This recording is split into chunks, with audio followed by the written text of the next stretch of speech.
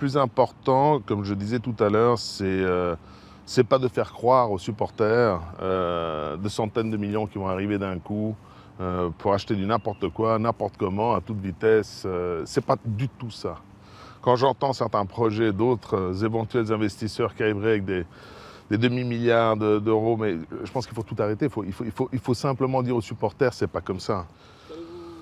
Je n'ai pas un chiffre, mais je pense qu'une estimation aujourd'hui, c'est sur les 3 ans, à peu près 250 à 300 millions d'euros. Et c'est un club qui doit gagner, c'est un club qui ne peut pas se permettre d'être là où il est. On ne rentre pas pour faire du maintien, ça c'est une chose qui doit être très claire.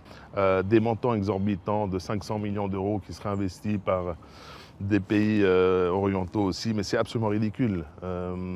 Ça, c'est du cachard. C'est sûrement des gens qui veulent se faire connaître. Une fois de plus, j'ai accepté de donner cette interview après de longs mois de silence pour dire que nous représentons en fait des bases sérieuses. On représente des institutionnels sérieux. On représente des gens qui vont tenter. C'est pas dit qu'on y arrive. Peut-être on n'arrivera pas. Peut-être Madame Louis Dreyfus ne voudra pas.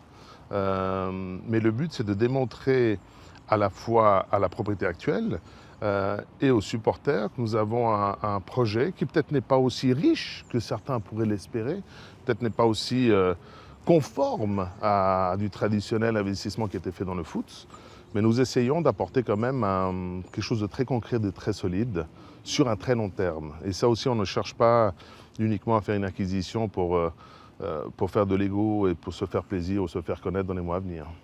On peut pas. Déjà, je ne pense pas que M. Labrune, avec ce qu'il a pris sur la tête ces derniers mois, ait envie de rester.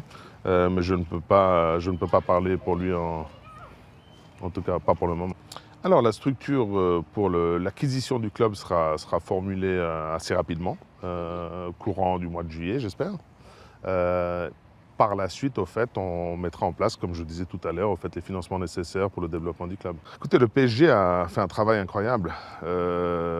Partant du principe que le PSG n'avait pas les fondements que l'OM a. Donc je pense qu'aujourd'hui, notre seul but est non pas de concurrencer, mais c'est de battre le PSG. Donc ce que je pense des Qataris n'a rien à voir.